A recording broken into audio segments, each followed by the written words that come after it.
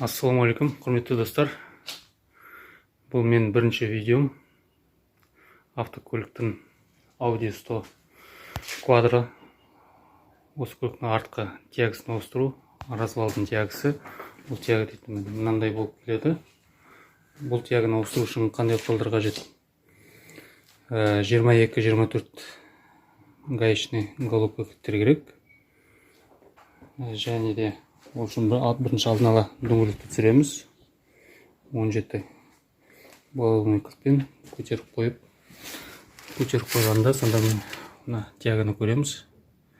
Бұл тягі дейтін развалға, машина дейтін дөңгелектің дұрыс тұруына қызмет ететін тягі болып келеді.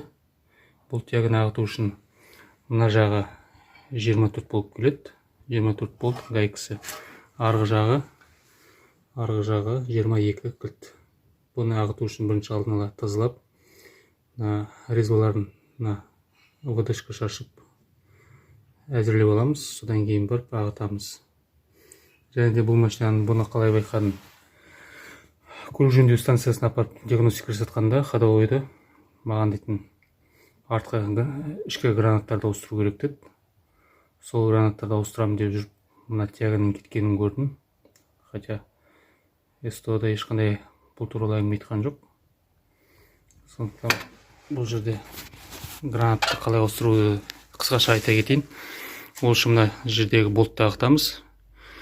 Ступичный болт деуге болады. Ар жағында наружный гранатты бекітіп ұстап тұратын ступицаға 27 кілтпен. Және де тягінің артқы жағындағы 19 кускқа бекітілетін 19 болтты шығарып аламыз ағытып. Содан кейін мына жаңағы айтқан тягімізді мына 24 болт жағын ағытамыз. Сонда дейтін ступицамыз бері қарата қисаяды.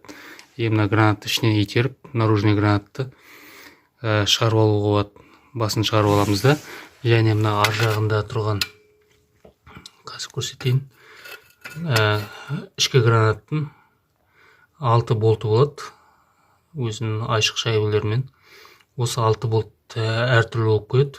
Мына өзінде дейтін тұрған дейтін жұлдызша кілттер болды. Жұлдызша кілтпен ағытамыз да, айналдырып қойып. Бұны айналдырып қойып ағытқанда каждый раз өзіне ыңғайлы жерге келтіріп қойып, машинаны дейтін скоростқа қою керек. Әйтпесе дейтін гранат айнала береді. Тоқтатып, қатты күшпен бұрағанда ағытам деп, гранат айналып кетпес үшін.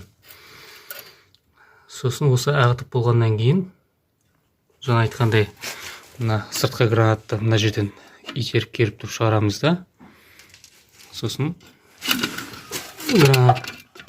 ішкі гранатты төменге түсіріп, мына сыртқы гранатты жоғарыға көтеріп, мына аралықтан шығарып аламыз. Солай ар жағында ауыстыру дейтін ешқандай қиындығы жоқ. Басындағы ступырды көлтісін шығарып, ішкі гранаттың қағып шығарып аламыз да, пыльнигін ауыстырып, ішін маймен толтырып, жаңа гранатты жинап, кері бағытта осының барлығын кері жинаймыз. Кері жинаған кезде мына ішкі гранатты өте дұрыстап жақсылап тарту керек. Мен ағытқан кезде 1-2 болт өте бос болды. Және де мен кеше қараған кезімде мына тягінің мына болты гайкасы, контргайкасы дейтін өте бос жатты. Сондықтан әрбір детальді кері қатайтқан кезде мұқият бір тексеріп, контрольный бәрін бір қозғап тартып шыққаны дұрыс. Қазір енді мына нені түсіруге кірісеміз. Азап тоқтата тұрам. Орнында дайындап тазалап алғанша. Және де қызықты деп ойласаңыздар, алда уақытта қызықты осындай видеолар көргілеріңіз келсе, қоңыраушаны басып, подписка жүрулеріңізге болады. Және де төменде комментарияға өздеріңіздің ойларыңызды, пікірлеріңізді қалдыруларыңызға болады.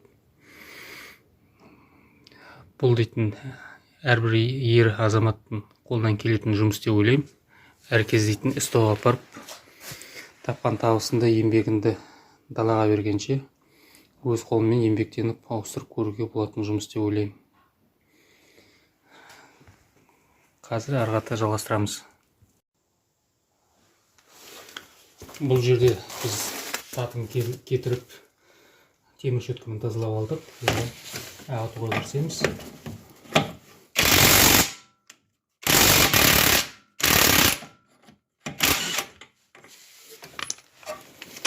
бір жағы жаңа айтқандай 22 болса, екінші бергі жағы 24.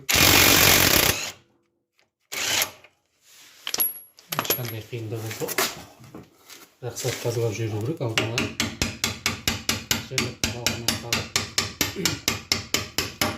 Мына жерден ұзын болтты шығарып аламыз. Оны шығу үшін мен гайковертті қолданып жатырмын.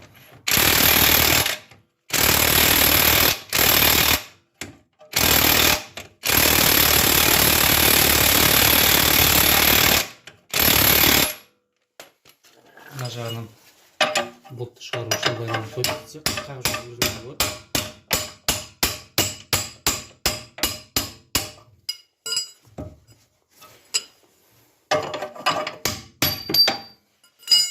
Мына жерде босады.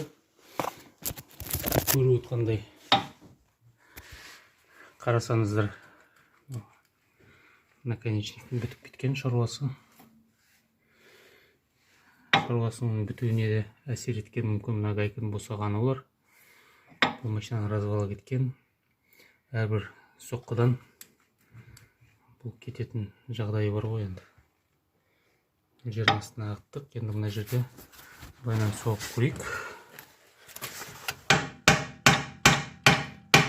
Бұл енді жарамсыз болғасын соғып атыр. Жеңіл ғана соғу арқылы бұл тягыны шығарып алдық. Бұл тягыны ауыстырғанда оң жақ сол жақ болып екіге бөлінеді. Сондықтан мұқият қателеспей ауыстыруларыңыз керек. Міне қарасаңыздар, бұл L деген жаңағы левый жағы, екінші оң жағы R деп келеді. Қазір мына жерде мен дайындап алайын. Жалғыз өзім бір қолмен түсіріп, бір қолмен жұмыс жасап отырған жағдайым бар. Көрейік енді. Мына жердің орны таза болу керек. Мұндай ұясын көріп тұрған жоқпын, бірақ сонда да жақсы жеңілдету үшін латашка шашып жейік. Мына жерге де сол. Болды, енді саламыз.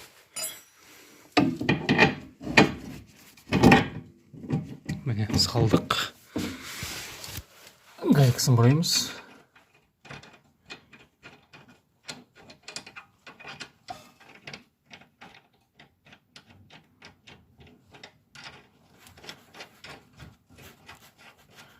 Гайкасын жай ғана апарып алайық бірінші.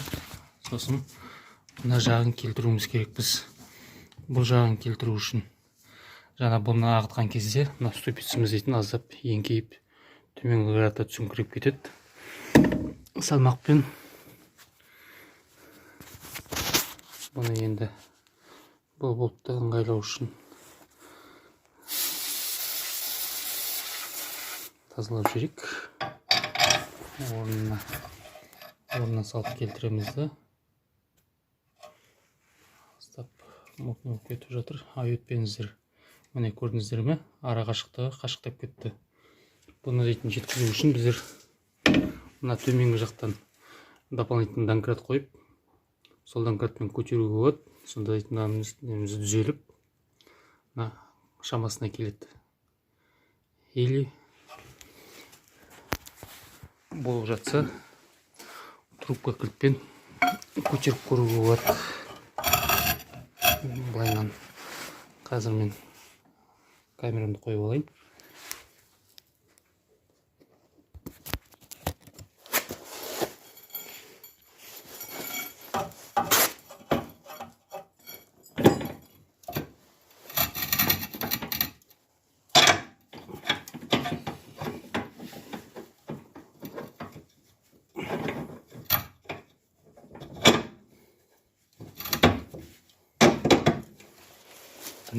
Түкте қиындығы жоқ жігіттер.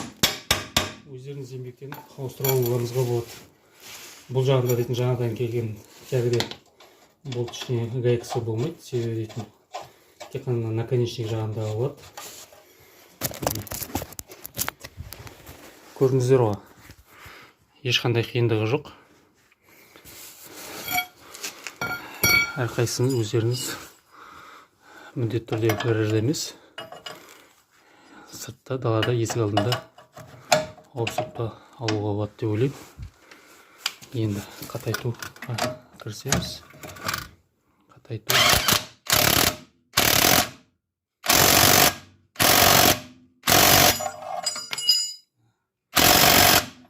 Қатайттық. Енді екінші наконечник жағын қатайтамыз. Ол үшін кілтімді ауыстырып алайын.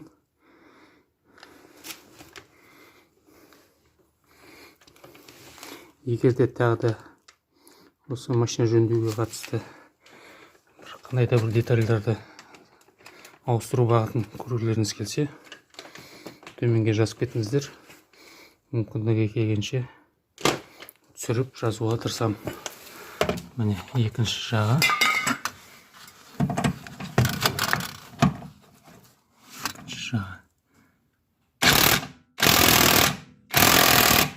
Қарап тұрсаңыздар, направляющийді тартып жатыр өзіне қарата.